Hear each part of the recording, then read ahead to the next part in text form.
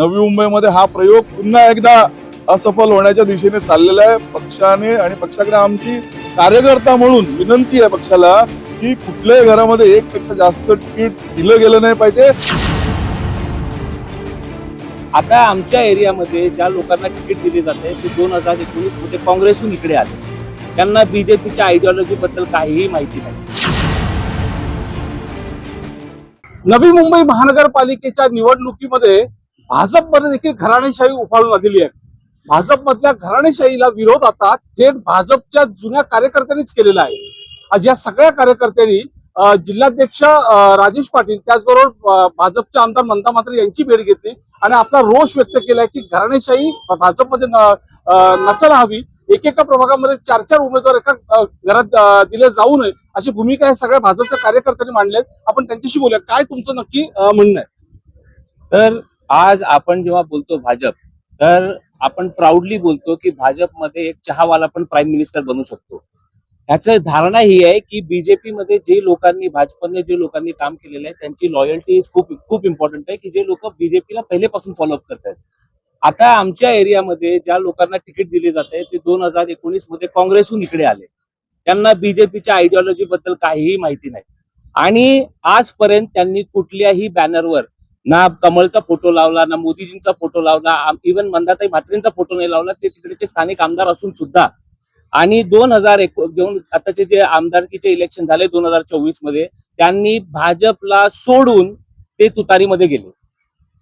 जेव्हा ते एनसीपी मध्ये गेले तिकडेही त्यांनी भाजपच्या विरोधात भरपूर काही बोलले, मंदाताईंबद्दल भरपूर टीका केल्या। म्हणजे त्यांनी भाजपची कधी आयडिओलॉजी त्यांनी घेतलीच नव्हती।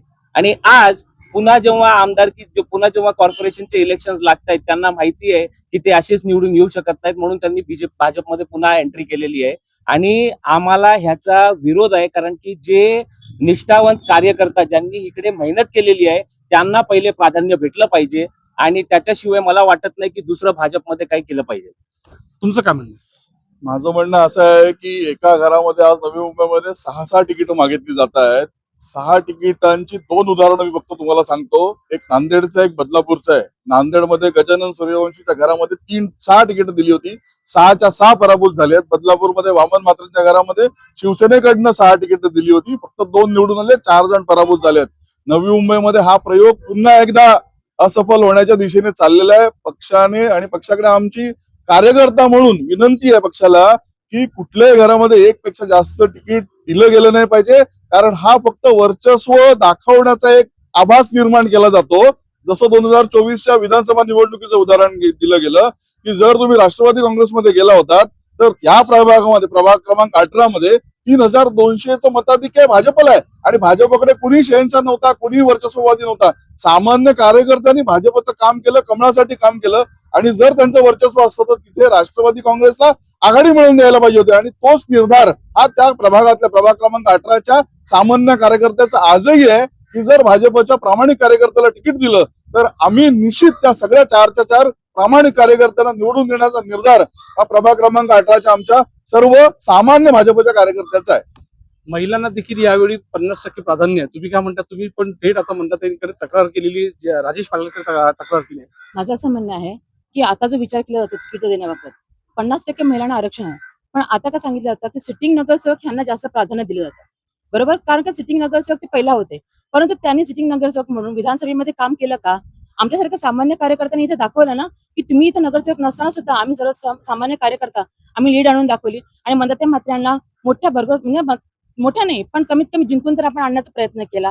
तर पक्षांनी ह्याचा विचार करावा की सामान्य कार्यकर्ता आणि होतात ना सिटिंग नगरसेवक ह्यांच्यामध्ये भेदभाव न करता आमच्यासारख्या कार्यकर्त्यांना एक बोलतात ना एक प्राधान्य द्यावा आणि आमचा विचार करावा। आपण देखील तक्रार या ठिकाणी केली आहे। मेरा तकरार ऐसा है कि जो निष्ठावान कार्यकर्ता यहाँ पे 20-25 साल से अपना खून और पसीना दे करके पार्टी को जिंदा किए हैं, उसकी विचारधारा पर और मतलब कमल के फूल पर, अटल जी और अडवाणी जी और श्यामा प्रसाद मुखर्जी की विचारधारा पर जिन्होंने अपने आप को न्यौछावर किया है, अगर ऐसे बाहर से आए हुए कार्यकर्ताओं को टिकट देंगे तो उन कार्यकर्ताओं के साथ अन्याय होगा। चूंकि जो अभी भाजपा उनको टिकट इसलिए दे रहे हैं कि उनको सीट चाहिए, कुछ जीत के आएंगे, लेकिन विधानसभा अभी 6 महीने पहले हुआ था। ये चारों लोग भाजपा के प्रत्याशी का खुलेआम विरोध किए विरोध करने के बाद भी उस वार्ड से भाजपा के पदाधिकारी को 3,500 वोट ज्यादा मिले। उससे साबित होता है कि ये जो नगर सेवक सो कार्ड अपने आप को क्लेम कर रहे हैं कि ये टिकट जिता करके खुद जीत करके आएंगे, अब वहाँ के मतदाता जागरूक है। अगर निष्ठावान कार्यकर्ता को टिकट नहीं मिलेगा तो जो नांदेड़ और कल्याण में जैसी घटना हुई है, वहाँ पे भारतीय जनता पार्टी का कार्यकर्ता जो बाहर से आया हुआ था हारा है। यहाँ पर अगर परिवारवाद चलाएंगे तो पक्ष जाना जाता है कि निष्ठावान कार्यकर्ता को ही जिम्मेदारी दी जाए। अगर उसको छोड़ करके खाली परिवार बात को टिकट देंगे तो उसका विरोध किया जाएगा, क्योंकि NMMC is a not a family business, it is a business. बरोबर. मला एक मुद्दा सांगा त्याच्यामध्ये सगळ्यात महत्वाचा आहे की भाजप कधी घराणेशाहीला प्रोत्साहन देत नाहीये, सर्वसामान्यांना प्राधान्य भाजप देतं. सर आम्ही सुद्धा या ठिकाणी सर्व निष्ठावंत कार्यकर्ते आले, हे सर्व सामान्य घरातलेच कार्यकर्ते आहेत. या प्रत्येकाने बीजेपीचं 2010 पासनं इथं बीजेपी वाढवण्यासाठी, बीजेपीचे विचार घराघरात पोहोचवण्यासाठी मेहनत केलेली आहे. 2015ला ज्यावेळी ह्या वॉर्डमध्ये फक्त 3,600 मतदान होतं, त्या 11,500 पर्यंत मतदाराची नोंदणी करण्यासाठी प्रत्येक कार्यकर्ता झटलेला आहे. प्रत्येकाने घराघरापर्यंत पोहोचून काम केलेलं आहे आणि संधी साधू राजकारणाला विरोध करण्यासाठी आणि निष्ठावंत कार्यकर्त्याला न्याय मागण्यासाठी आम्ही या ठिकाणी आलोय. आम्ही कुणीही तिकिटासाठी या ठिकाणी आलेलो नाहीये, पण जे काय आमच्या इथं चुकीचं घडलं जातंय त्याला आमचा मनस्वी विरोध आहे आणि आमच्यातल्या कुणाही कार्यकर्त्याला जर तिकीट मिळालं आम्ही त्याला 100% निवडून आणू हे सांगण्यासाठी आम्ही इथपर्यंत आलेलो आहे.